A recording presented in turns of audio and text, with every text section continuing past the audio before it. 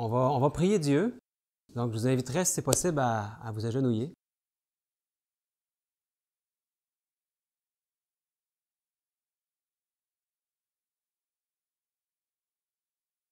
Père éternel, nous voulons te remercier pour ce privilège d'être ensemble ce matin, réunis en ton nom et au nom de ton Fils, Jésus. Bon Père, on te prie que tout ce qui va être fait, tout ce qui va être dit pendant cette journée puisse être pour ta gloire. Et bon Père, nous voulons faire ta volonté et nous voulons te dire que nous t'aimons parce que tu nous as aimés le premier. Tu nous as tellement aimés que tu as donné ton Fils unique. Ce qui y avait de plus précieux au ciel, tu nous l'as donné à nous, la race humaine, et on va t'en être infiniment reconnaissant. Et bon Père, guide-nous ce matin, ouvre nos esprits, nos intelligences, et aide-nous à comprendre, alors que nous allons ouvrir les Saintes Écritures, étudier ta parole. Veuille nous guider, je t'en prie, bon Père, au nom et par les mérites de Jésus-Christ, qui est notre seul Sauveur. Amen. Bonjour à tous. Oui, déjà rendu à vendredi pendant ce camp meeting, on a déjà eu plusieurs enseignements très intéressants.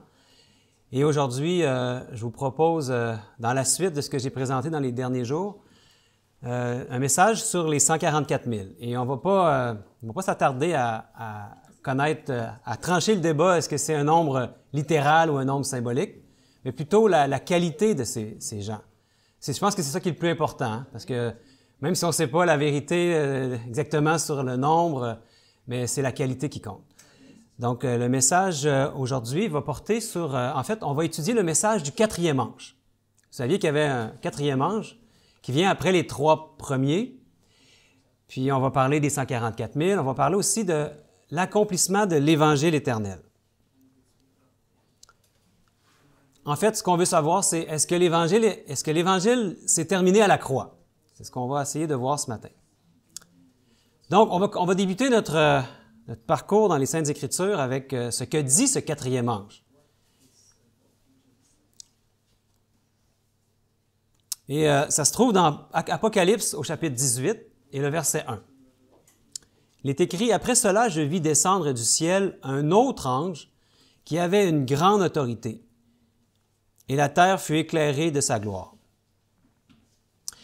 Quand on nous dit un autre ange, automatiquement, qu'est-ce que ça implique? Qu'il y avait des anges avant, exactement. Et comment est-il décrit ici, cet ange, cet autre ange? Comme ayant une grande autorité, n'est-ce pas? Amen. Grande autorité. Puis au verset suivant, au verset 2, il cria d'une voix forte, disant, elle est tombée, Babylone la grande. Elle est devenue une habitation de démons, un repère de tout esprit impur, un repère de tout oiseau impur et odieux. Donc, cet ange, cet autre ange qui a une grande autorité, qu'est-ce qu'il fait ici? Je l'ai mis en rouge, hein, c'est facile. Bien, il y a une cri d'une voix forte, exactement, puis il y a une grande autorité. Maintenant, on va essayer d'aller voir dans le reste du livre de l'Apocalypse, est-ce qu'il y a d'autres références à cet autre ange, quand ça dit un autre ange, qui descend avec puissance et avec une voix forte, qui utilise une voix forte. Donc, si vous commencez à regarder dans l'Apocalypse, les chapitres 1 à 6, vous ne verrez pas rien à ce sujet.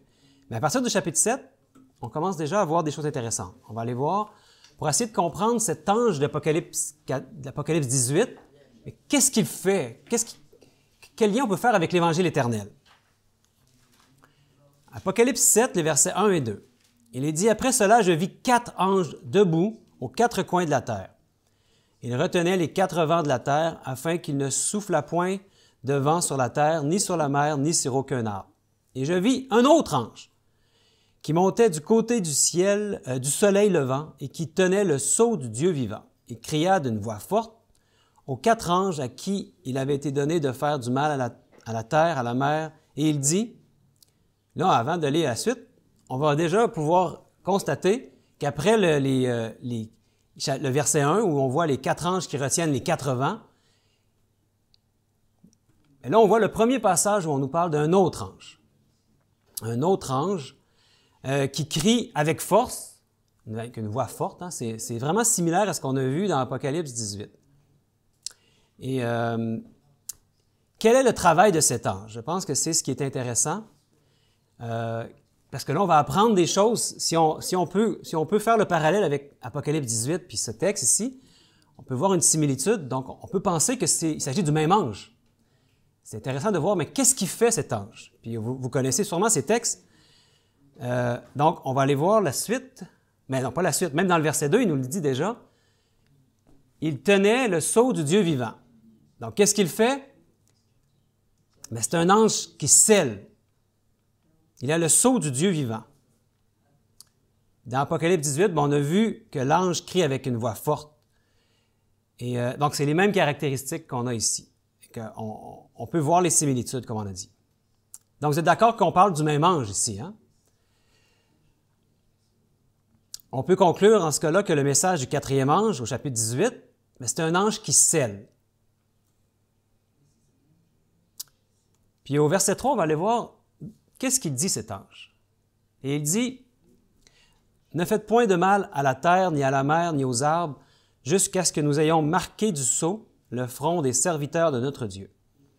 Et j'entendis le nombre de ceux qui avaient été marqués du sceau, 144 000 de toutes les tribus des fils d'Israël. » Donc, qu'est-ce qu'il fait? Il marque du sceau, le front des serviteurs de notre Dieu. C'est intéressant avec le parallèle de ce qu'on a vu hier hein, par rapport au front, le lobe frontal. Cet ange va marquer le front. Et le front, ça signifie le caractère, l'endroit où il veut parler à notre conscience. Donc, c'est le sceau de Dieu. Mais qu'est-ce que le sceau de Dieu? Mais tous les bons adventistes devraient savoir qu'est-ce que c'est le sceau de Dieu. Et souvent, ce qu'on va nous dire, c'est le sabbat du 7e jour. Et avec raison. On peut vraiment trouver le sceau de Dieu dans le 4e commandement, de toutes les caractéristiques. Mais qu'est-ce que le sceau de Dieu, le sabbat, nous enseigne? Bien, que Dieu est notre Créateur, qu'il a fait la terre en 6 jours. Et qu'est-ce qu'il a fait le 7e jour? Bien, il s'est reposé. Alors, qu'est-ce que le sabbat nous enseigne? Le repos. Le repos de quoi pour nous? De nos œuvres. En fait, c'est le repos du péché. Le sabbat, c'est un rendez-vous d'amour qu'on a avec notre Créateur. Il nous enseigne le repos du péché. Alors, qu'est-ce que le sceau veut dire également? Bien, on va voir dans 2 Timothée 2,19 pour voir quelles sont ces paroles qui lui servent de sceau. Il est écrit, « Néanmoins, le solide fondement de Dieu reste debout avec ces paroles qui lui servent de sceau. Le Seigneur connaît ceux qui lui appartiennent, et quiconque prononce le nom du Seigneur, qu'il s'éloigne de l'iniquité. » C'est intéressant ici qu'il s'éloigne de l'iniquité. Ceux qui lui appartiennent s'éloignent du péché, n'est-ce pas? Donc, le sceau est donc la victoire sur le péché. Donc, je vous amène à quelque chose qui va plus loin que seulement se concentrer sur le 4e commandement, le sabbat, bien qu'on trouve le sceau de l'Éternel dans le 4e commandement.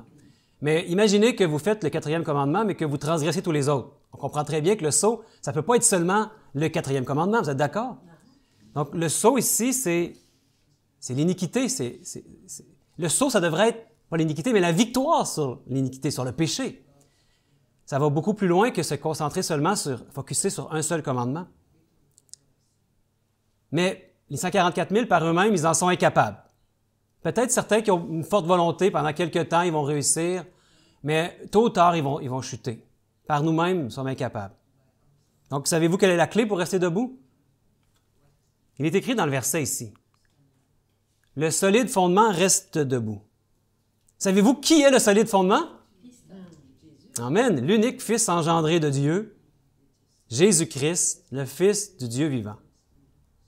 Lui, il représente la droiture. Intéressant, on a parlé ce matin de la droiture, justement. Hein? En anglais, on a righteousness. J'aime bien ce mot en anglais parce que c'est encore on comprend encore mieux ce que ça signifie, la droiture. Il est notre justice. Dans Apocalypse 18, comme dans Apocalypse 7, les versets qu'on a vus sur cet autre ange, un ange qui scelle. Puis, il y a un autre texte où on peut aussi trouver l'appellation un autre ange. Et vous savez c'est où, hein? entre les deux, le message des trois anges, le message en Apocalypse 14, verset 6. Et on a ici, on peut voir la première phrase de ce message. « Je vis un autre ange qui volait par le milieu du ciel, ayant un évangile éternel. » Intéressant parce qu'on veut en parler, l'évangile éternel. Pour l'annoncer aux habitants de la terre, à toute nation, à toute tribu, à toute langue et à tout peuple. Et il disait d'une voix forte. C'est le même ange, hein? Une voix forte, un autre ange. Il dit « Craignez Dieu et donnez-lui gloire, car l'heure de son jugement est venue. Et adorez celui qui a fait le ciel et la terre, la mer et les sources d'eau. » Donc, un autre ange, comme au verset 7, comme au verset 18, il y a un ange qui parle avec une voix forte. Puis on trouve ces mêmes mots au chapitre 7, au chapitre 18. Donc, c'est encore ici cet ange qui scelle. On parle du même ange. Il n'y a pas plein d'anges qui... Quand la Bible nous parle avec les mêmes mots, on peut vraiment faire le lien puis comprendre qu'on nous parle du même ange qui a un travail de scellement à faire, scellement du peuple. Et qu'est-ce qu'il apporte au verset 6? Je l'ai mis en rouge ici, un évangile éternel. Donc, qu'est-ce que le sceau du peuple de Dieu? Que doivent-ils recevoir pour être scellés? L'évangile éternel, c'est ce qu'il apporte ici. Hein? Et l'évangile éternel, en fait, c'est quoi qui veut nous sceller? C'est la victoire sur le péché. En fait, on peut connecter que l'évangile éternel, si vous êtes d'accord avec moi, ça serait la victoire sur le péché. Vous êtes avec moi? Vous me suivez? Ça fait du sens jusqu'à maintenant? Amen. Parce que sinon, on va continuer, on va s'arrêter. Mais si on est ensemble, on continue. Donc, on va voir le début du chapitre 14 de l'Apocalypse, où on va nous parler des 144 000. Il est dit, « Je regardais et voici l'agneau. L'agneau se tenait sur la montagne de Sion, et avec lui 144 000 personnes qui avaient son nom et le nom de son Père écrits sur leur front. Et j'entendis du ciel une voix, comme un bruit de grosse eau, comme le bruit d'un grand tonnerre. Et la voix que j'entendis était comme celle de joueurs de harpe jouant de leur harpe. Et ils chantaient un cantique nouveau devant le trône, et devant les 4 êtres vivants et les vieillards. Et personne ne pouvait apprendre le cantique, si ce n'est les 144 000 qui avaient été rachetés de la terre. » Donc, les 144 000 portent combien de noms sur leur front? 2, hein? Le nom du Père et le nom du Fils. L'agneau, Jésus et le Père. Mais il n'y a pas 3 noms. Et on sait pourquoi il n'y a pas 3 noms, parce qu'il y a 2 êtres seulement divins. Le Père et le Fils. Et à quel autre verset avons-nous vu un peuple être marqué au front? Dans Apocalypse 7, tantôt on l'a vu, hein? Dans Apocalypse 7 au verset 3, marqué du sceau, le front. Les 144 000 sont la dernière génération par laquelle Dieu va accomplir l'Évangile éternel. Dans cette dernière génération-là, Dieu va accomplir quelque chose qu'il n'a jamais accompli avant, l'Évangile éternel. Et qu'est-ce qu'on a dit que c'était l'Évangile éternel? La victoire sur le péché. Et ça fait le lien avec ce qu'on a vu hier avec l'étude du message de 1888, ce message très précieux dont Mme White nous disait justement que c'était un message qu'il fallait étudier, qui était très précieux. Donc l'Évangile éternel, qui est la victoire sur le péché, mais les 144 000 vont être cette dernière génération par laquelle Dieu va accomplir cet Évangile. Mais il y a un problème majeur que nous avons aujourd'hui parmi la plupart des chrétiens. Ils affirment que Jésus n'était pas comme nous, pas tout à fait comme nous, que lui ne pouvait pas pécher. Et donc, il ne peut pas être notre exemple. En tout cas, moi, c'est ce que j'en déduis, parce que s'il n'est pas tout à fait comme nous, comment il pourrait être notre exemple? Ils ne peuvent pas croire qu'il a pris la même nature que nous possédons. Et hier, quand on a mis les bases du message de Jones et Waggoner, le premier point, c'était la nature humaine de Jésus. C'est vraiment important d'être au clair avec cette vérité qu'on a vue dans la Bible. Et parce qu'on a vu que Christ avait été tenté comme nous en toutes choses, en tout point, sans jamais pécher, hein? Et dans une nature pécheresse comme la nôtre. Et Jésus a pris un corps semblable au nôtre, et c'est dans ce corps qu'il a démontré la puissance de son Père. Puis lui-même, Jésus, il a dit qu'il n'avait jamais fait ses œuvres à lui, mais les œuvres de son Père. Croyez-vous que nous sommes appelés à suivre son exemple? Oui? Et à prouver que ce que Dieu a fait en Christ, bien, il peut le faire en chacun de nous, lorsque nous nous soumettons à lui. Vous croyez ça? Peut-être je vais vous surprendre, mais moi, j'ai essayé. J'ai essayé de suivre Jésus comme un exemple, comme un modèle. En fait, j'ai essayé de copier son caractère. Mes frères et sœurs, j'aimerais vous dire que j'en suis arrivé à la conclusion que c'est une erreur. Pourquoi? Je vais vous montrer une illustration. Je vais vous montrer ici la Joconde. C'est bien en France qu'on a la Joconde, hein? Dans un musée, je ne me souviens plus lequel, le Louvre peut-être? Le Louvre, bon. La Joconde. On a ici une originale et une copie. Qu'est-ce qui a le plus de valeur? La copie ou l'original? Bien sûr l'original, hein? Question évidente. La Joconde est estimée à une valeur de 2 milliards de dollars. Vous imaginer? Et encore, on nous dit que c'est presque impossible de mettre un prix parce que ça n'a pas de valeur. Pour le patrimoine mondial, apparemment, c'est presque impossible de déterminer une valeur. Et combien pourrait valoir une copie? Bah, je ne sais pas. Hein, ici, ça a l'air quand même assez proche, mais ça demeure une copie. Si vous avez aussi une Rolex en bas. Une Rolex, ça peut valoir environ 10 000 $. Mais une copie peut valoir combien? Ça ne coûte pas tellement cher faire une montre, hein? Surtout quand on l'a fait en Chine. Donc peut-être 200 $. J'aimerais vous dire que Jésus est beaucoup plus qu'un exemple. Oui, je peux comprendre quand vous dites c'est un exemple, mais si on essaie de copier le modèle, si on essaie de copier l'original et essayer de faire ça par nous-mêmes, c'est le mot « essayer » qui ne fonctionne pas. On ne va jamais y arriver, mes frères et sœurs. On doit prier pour avoir l'original en nous. Et là, ça fait toute la différence. On veut que ce soit Christ qui soit en nous. Son esprit en nous. Et moi, je vous l'ai dit hier, j'ai étudié ce message de Jones et Waggoner pendant des années. Je l'ai enseigné aussi. Et j'ai été obligé de constater qu'il y avait une faiblesse dans mon enseignement et dans ce que j'avais étudié, parce que j'avais pas saisi correctement la vérité sur l'esprit de Christ. Et ça fait toute la différence parce que les pionniers à l'époque avaient cette vérité. Jones et Waggoner enseignaient cette vérité. Puis moi-même, je l'avais lu dans les livres de Jones et Waggoner, mais on dirait que mon esprit était incapable de saisir. Et la bonne compréhension de qui est l'Esprit Saint, c'est la clé de l'Évangile éternel. En fait, Jésus, il dit, il est avantageux que je m'en aille. Il dit, restez à Jérusalem, bougez pas, parce que quand la puissance de l'Éternel va être envoyée, la promesse du Père, le Consolateur, qui est son Esprit, vous allez recevoir une puissance qui va vous donner ça va être la puissance pour vous propulser par l'amour de Jésus, l'Esprit de Christ en vous, l'espérance de la gloire. En fait, l'Esprit, on peut dire que c'est la vie, n'est-ce pas? Quand il a soufflé Dieu dans les narines d'Adam, il a soufflé l'Esprit, il a soufflé la vie. Donc l'Esprit, c'est la vie, hein? Et c'est ce qui nous est dit ici dans 1 Corinthiens. C'est pourquoi il est écrit « Le premier homme, Adam, devint une âme vivante. Le dernier Adam est devenu un esprit vivifiant. » Un esprit vivifiant, comment on peut dire ça autrement? Bien, c'est un esprit qui donne la vie. Donc, quel est notre rôle? L'Évangile éternel aujourd'hui, il y a une dernière génération dont le rôle va être de... En anglais, il y a un mot que j'aime bien, c'est, puis je regarde Daniel qui est derrière, « vindicate God ».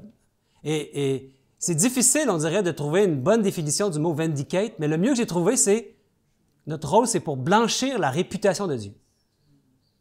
Je ne sais pas si vous aimez cette traduction-là. Il y aurait plusieurs autres traductions, mais bon, blanchir la réputation de Dieu. L'Esprit de Christ lui-même fera la démonstration de l'Évangile éternel dans un peuple qu'on appelle les 144 000. Et savez-vous qui attend cette démonstration? L'univers entier attend cette démonstration. Et quand ça va être accompli, cette démonstration de l'Évangile éternel, la victoire sur le péché d'un peuple, ça va être la fin qui va arriver. Puis Dieu aura accompli le plan du salut. Mais j'ai mis à l'écran ici, hop, non, je ne l'ai pas mis à l'écran, voilà. Dans Romains 8, « Aussi la création attend-elle avec un ardent désir la révélation des fils de Dieu. » On peut dire les fils de Dieu et les filles de Dieu aussi. Hein? Moi, j'aime beaucoup ce texte. Hein? L'univers, la création tout entière, tout le monde, on est en spectacle à l'univers qui regarde ce qui se passe ici. Et ce qu'ils attendent de voir, c'est enfin la révélation des fils de Dieu. Malheureusement, beaucoup de chrétiens pensent que tout a été accompli à la croix. Ils oublient que Jésus, maintenant, est entré dans le lieu très saint du sanctuaire céleste et qui continue d'œuvrer. Son œuvre n'est pas terminée. En fait, on n'a pas à se mettre une gloire quelconque pour ce qu'il va produire avec la dernière génération parce que c'est Christ lui-même qui va le produire en nous. C'est parce que c'est son esprit en nous qui va le faire. Donc, rien à nous glorifier pour nous.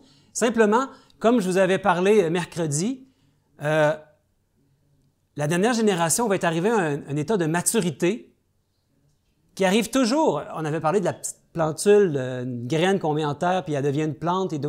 On ne peut pas récolter tant que la plante ne porte pas des fruits. Et c'est maintenant la dernière génération où on a tout ce qu'il faut. On a l'esprit de prophétie, on a la Bible, on a les enseignements, énormément d'enseignements. Il n'y a rien qui nous manque. Maintenant, la dernière génération, Dieu la rend capable, en Jésus-Christ, par son esprit qui vit en eux, d'accomplir enfin cet évangile éternel, que l'univers attend, la révélation des fils et des filles de Dieu. Donc, qu'est-ce que c'est l'œuvre de Dieu actuellement, en ce moment même? C'est de produire une dernière génération d'hommes et de femmes qui gardent sa loi, qui ne pêchent plus, et même de manière inconsciente, comme Jésus. Hein? Donc, il doit et il va démontrer que même des chrétiens ordinaires comme nous pouvons avoir la victoire totale sur les péchés. Puis ça va être un véritable miracle. Ça va être l'accomplissement de l'Évangile éternel. Puis ils vont passer le test avec succès, comme Job. Quel était le test pour Job? Il y a vraiment, hein, quand Satan était allé au ciel, il y avait comme une discussion avec Dieu, puis Dieu il avait comme permis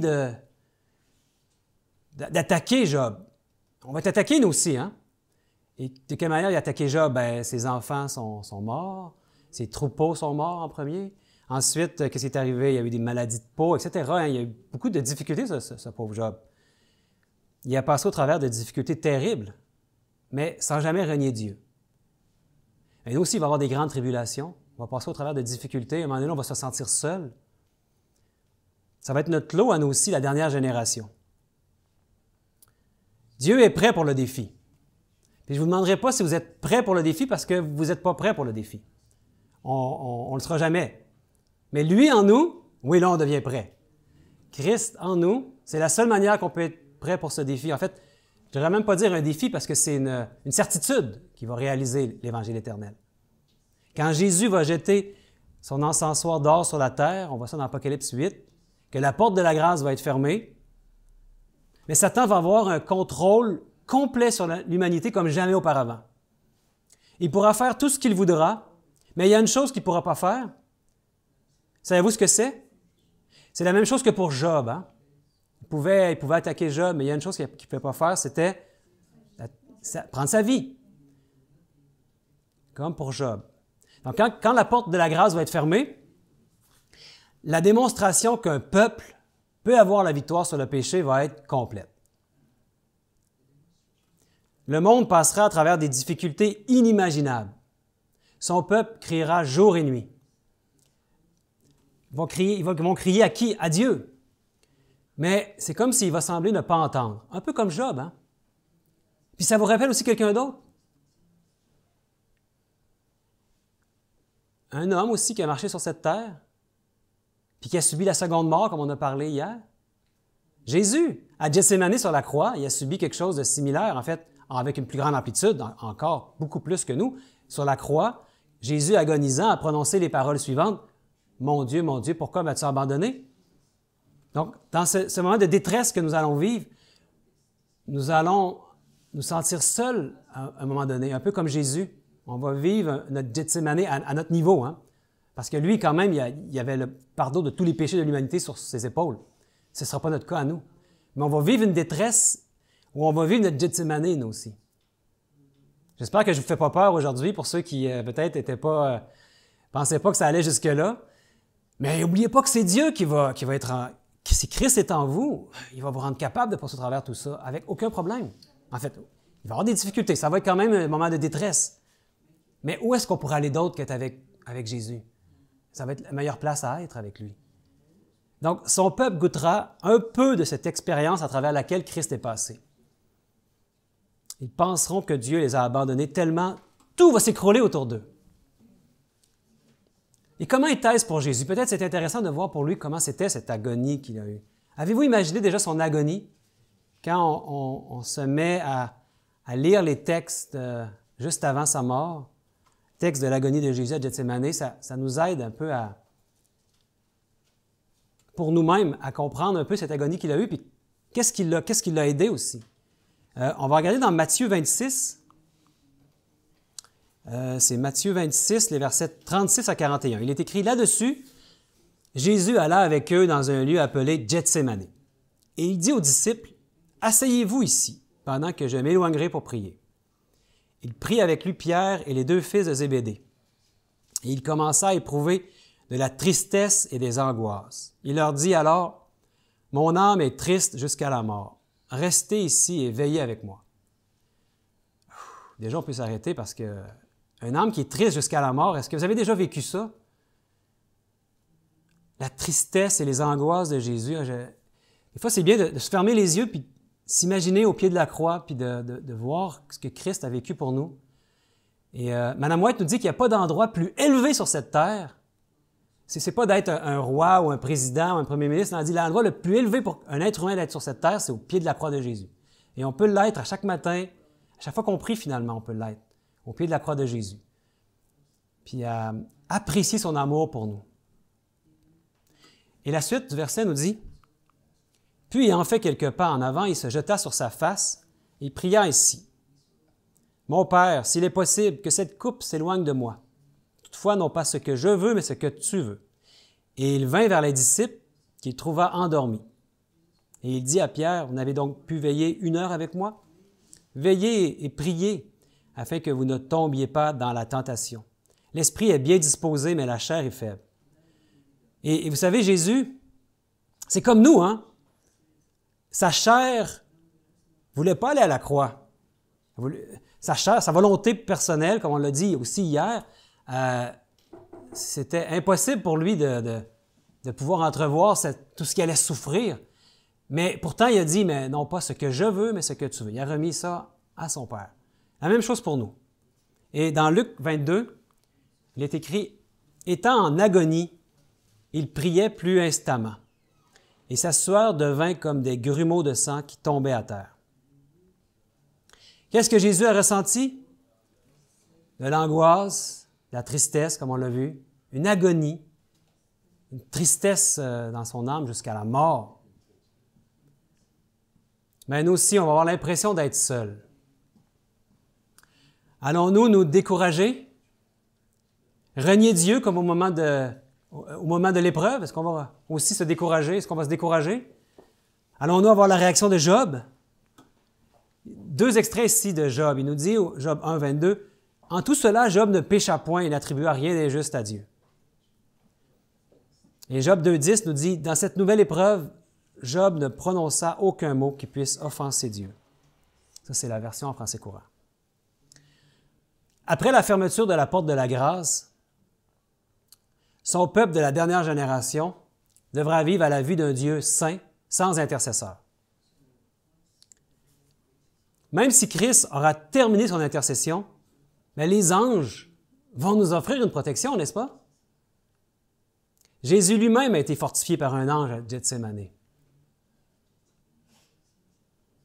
Les anges, les 144 000 plutôt, pendant cette période, ils vont être sévèrement tentés, mais ils ne pécheront point, parce qu'ils sont scellés. Bien sûr, on ne le saura pas qu'on est scellé. Hein? Donc, la détresse va être grande de notre côté, puis on va être torturé, comme Satan va essayer de nous montrer qu'on est encore dans le péché. On va être vraiment sévèrement tenté, mais en tout point, on ne péchera plus. On va être scellé. Et c'est à travers eux, les 144 000, que Dieu vaincra Satan.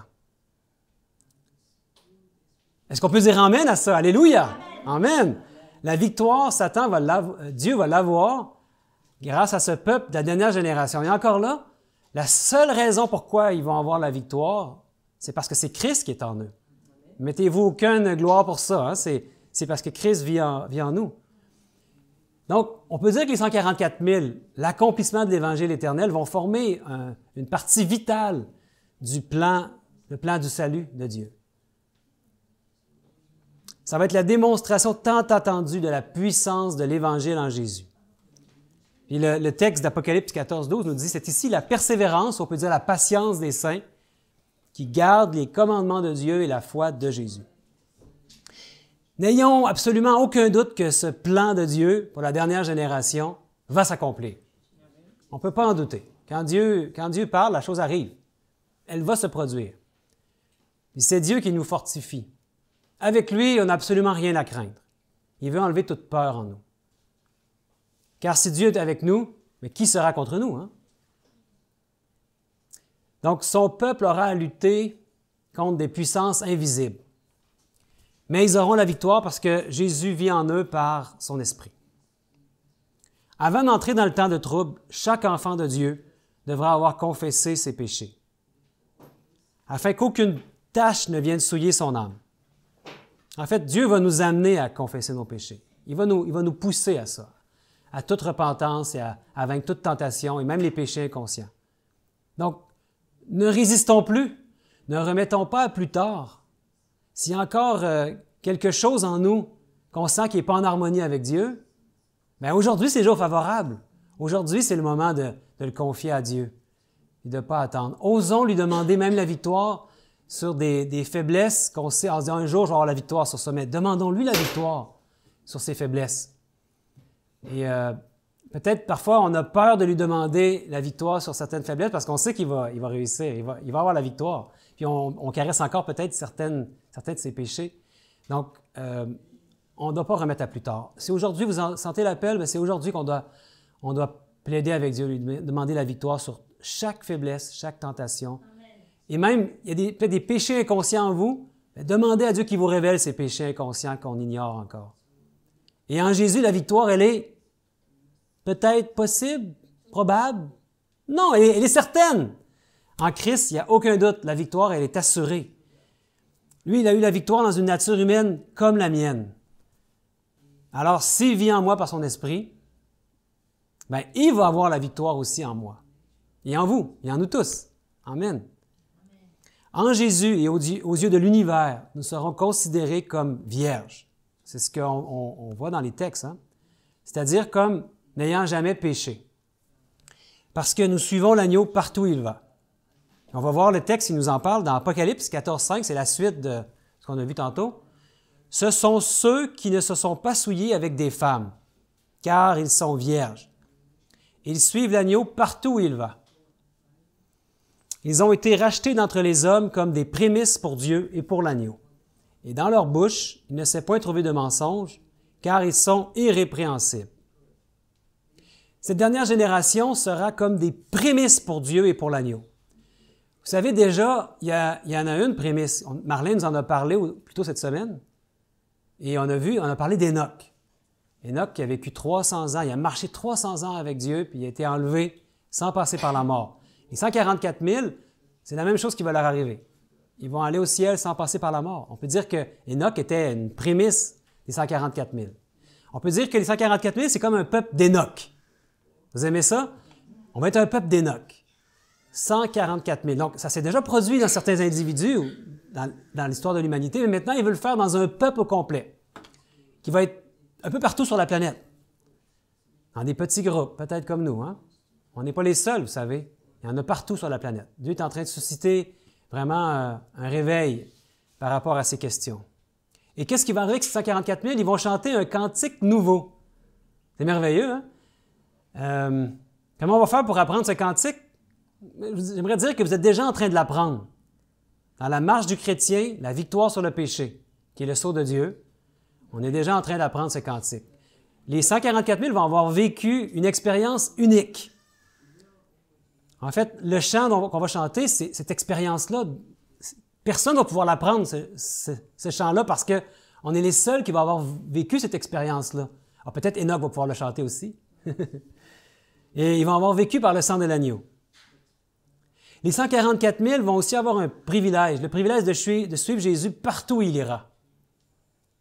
Wow! Mon Dieu, c'est trop! Moi, si je peux juste avoir une petite place au ciel, hein, souvent on dit ça, je vais être heureux. Mais dans l'une des premières visions de Mme White, elle a entendu la voix de Jésus dire, et c'est dans la page 18 de Premiers Écrits, il est écrit « Alors que nous allions entrer dans le temple, Jésus éleva sa douce voix pour dire « Seuls les 144 000 peuvent pénétrer ici. » Nous nous écrions tous « Alléluia! Amen! » Qu'est-ce qu'on peut dire d'autre que « Alléluia! » Amen! Tout nous vient des mérites de Christ. Vous savez, quand souvent on dit on va être au ciel, on va être sur la nouvelle terre, oh, j'ai hâte de voir Moïse, j'ai hâte de voir Noé, je vais avoir plein de questions à lui poser pour la construction du bateau. Moi, je vais parler à Adam, puis à Jacob, et Marie. N'est-ce pas? On dit ça parfois, hein? Mais vous savez, la multitude des rachetés, ils vont aussi vouloir voir, vous savez qui? Ben, les 144 000.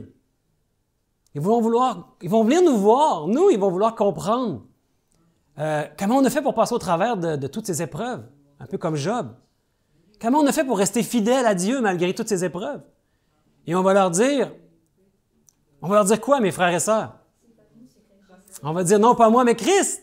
Toute la gloire revient à Jésus-Christ. C'est ça qu'on va leur dire. Et même, Mme White nous dit dans la Tragédie des siècles qu'on va prendre notre couronne, même s'il y a plein d'étoiles dessus, c'est pas ça qui compte, hein? On prend la couronne, on la jette à ses pieds. Et on reconnaît que c'est complètement son travail à lui. 100% les mérites de Christ, 0% nos mérites.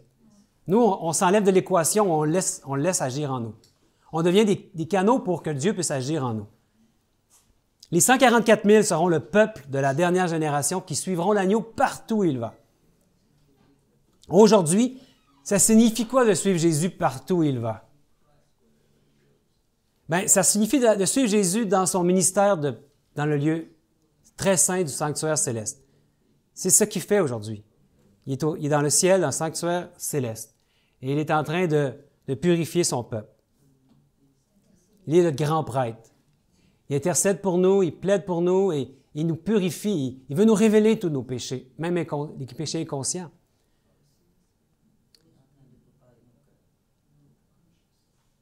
Donc, comme on l'a vu hier, Jésus, depuis 1844, est entré dans la dernière phase de son ministère. Il n'y en a pas d'autre phase après. Hein? C'est maintenant que ça se produit. Et l'Évangile ne s'est pas terminé sur la croix. Jésus offre en ce moment son sang et ses mérites pour la purification de son peuple de tous ses péchés. Ça se produit en ce moment même. Et nous sommes le temple de son esprit. C'est nous qu'il veut purifier. On a le texte ici qui nous le montre, hein, 1 Corinthiens 3,16. Ne savez-vous pas que vous êtes le temple de Dieu, que l'Esprit de Dieu habite en vous? Les 144 000 auront atteint une maturité parfaite. Puis ils ne vont pas passer par la mort. Des prémices qui permettent à Dieu de démontrer à l'univers qu'une foi mature, celle de Jésus, ne pêche plus. Donc, grâce à cette dernière génération, à ce qui va accomplir l'Évangile éternel dans cette dernière génération, la victoire sur le péché, bien, ça va lui permettre, le texte nous dit que c'est des prémices, d'amener tout le reste de l'humanité au ciel. Vous savez, les anges dans le ciel, eux, ils ont connu le problème du péché. Ça a commencé dans leur monde à eux. C'est pour ça qu'ils sont très impliqués à ce qui se passe ici. Parce que ça a commencé dans leur monde à eux. Et eux, maintenant, le problème du péché est réglé au ciel, n'est-ce pas? Le lion rugissant est descendu maintenant sur la terre seulement. Il n'y a plus accès au ciel. C'est ici que la guerre se déroule. Et eux, ils veulent être assurés que le péché ne va pas revenir au ciel. Est-ce qu'ils prendraient la chance de dire on va amener des gens qui peut-être vont recommencer à pécher? Donc Dieu, l'Évangile éternel, il doit accomplir dans une génération, la dernière, qui arrive à la maturité en Christ, il doit accomplir la victoire sur le péché. Ils doivent pouvoir tenir debout pendant un certain laps de temps. Écoutez, Enoch a tenu debout sans péché pendant combien de temps? 300 ans. Donc, sûrement, nous allons pouvoir tenir quelque temps. Est-ce que ça va être plus ou moins long pour certaines personnes, mais quelques mois, quelques années, j'en ai aucune idée. Mais on va tenir pendant quelque temps sans péché. Puis c'est de cette manière-là que Dieu, par cette démonstration-là devant l'univers, va pouvoir amener tout le reste de l'humanité au ciel. Donc, tant que ça ne s'est pas produit, qu'il y a une génération qui est victorieuse sur le péché, 144 000, mais Jésus ne peut pas revenir. Les 144 000 vont être vivants au retour de Jésus. Dieu les scelle de son sceau, car ils sont irrépréhensibles. Ils n'ont plus de péché en eux, car ils ne péchent plus. Ils seront les seuls êtres humains qui pourront subsister lors de l'avènement de Jésus sur les nuées. Parmi les chrétiens qui vont aussi faire partie des rachetés, certains qui ne seront pas rendus à l'état de maturité des 144 000, Dieu va les endormir avant son avènement. Mais ceux qui vont être vivants au moment du retour de Jésus, seuls ceux qui font partie des 144 000 vont pouvoir subsister. Pourquoi? Parce que c'est Christ qui vit en eux. Il est le seul qui peut subsister dans ce qui va se produire. Mais jusqu'à la fin, ils vont se demander s'ils sont sans tache. On va voir pour terminer un extrait de cette même vision d'Ellen White, où elle a vu le retour de Jésus sur les nuées. Tantôt, on a vu la fin de la vision, où est-ce que les 144 000 vont être appelés à entrer dans le temple. Mais un peu avant, à la page 16 de Premiers Écrits, il est écrit « Alors tous les visages pâlirent et ceux des méchants que Dieu avait rejetés devinrent noirs. Nous nous écriâmes tous, qui pourra subsister? » Encore là, on va se poser même des questions à la toute fin, au moment du retour de Jésus. Nous nous écriâmes tous, qui pourra subsister? Ma robe est-elle sans tache? Les anges suspendirent leur chant. Il y eut un instant de pénible silence rompu par ces paroles de Jésus. Ceux qui ont purifié leurs mains et leur cœur pourront subsister. Ma grâce vous suffit. À ces paroles, nos visages s'illuminèrent et nos cœurs furent remplis d'allégresse. Les anges reprirent leur mélodie sur un ton plus élevé tandis que la nuée se rapprochait davantage de la terre. Alors la trompette d'argent de Jésus se fit entendre pendant qu'il descendait sur la nuée, enveloppé de flammes de feu. Ses regards se portèrent sur les sépulcres des saints endormis. Puis, levant vers le ciel les mains et les yeux, il s'écria « Réveillez-vous! Réveillez-vous! Réveillez-vous! Vous qui dormez dans la poussière, et levez-vous! » Il y eut alors un grand tremblement de terre. Les tombeaux s'ouvrirent et les morts en Christ en sortirent revêtus d'immortalité. Les 144 000 s'écrièrent « Alléluia !» en reconnaissant leurs amis dont ils avaient été séparés par la mort. Au même instant, nous fûmes tous changés et enlevés avec eux pour aller à la rencontre du Seigneur dans les airs. C'est merveilleux de lire ces textes. Ça nous montre vraiment ce qui va se produire et ce qu'il va y avoir dans le cœur des 144 000 jusqu'à la fin. Hein? Donc, mes frères et sœurs, la grande controverse tire à sa fin. Dieu prépare en ce moment même son peuple pour ce dernier grand conflit. C'est maintenant, non pas plus tard, pas remettre à plus tard, parce que si Dieu vous appelle, s'il vous attire, s'il veut vous révéler des faiblesses qu'il y a en vous, entrons dans son plan, entrons avec lui dans le lieu très saint. Il n'est plus dans le lieu saint. C'est dans le lieu très saint maintenant qu'il veut nous amener. Les 144 000 à la fin du temps de probation seront scellés comme saints et justes. Ils seront vêtus de la justice de Christ. Et ils vont être l'accomplissement de l'Évangile éternel. Cessons de douter de la réussite de ce plan merveilleux. Et laissons notre Dieu faire le travail de purification de notre caractère que lui seul peut accomplir en nous. Ma prière est que nous puissions laisser Dieu briser en nous toute résistance et tout doute aussi, et qu'il puisse nous remplir de son amour et de la foi de son Fils unique engendré, Jésus-Christ. Amen. Amen. Voudriez-vous entrer avec moi dans une prière pour demander à Dieu qu'il puisse réaliser cela?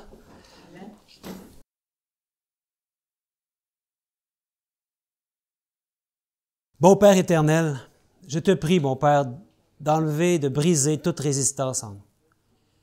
Et que tu puisses nous remplir de ton amour, nous remplir de la présence, de la vie, de l'Esprit de Jésus en nous. Nous voulons, mon Père, avoir la foi de Jésus. Tu nous montres que nous pouvons avoir foi en la foi de Jésus. Et tu nous montres aussi que tu veux accomplir l'Évangile éternel par les 144 000. Et mon Père, nous voudrions nous sentir visés par cet appel et ne pas nous enfuir comme Jonas. Et bon Père, nous savons que ce défi, c'est toi qui vas le relever, avec certitude.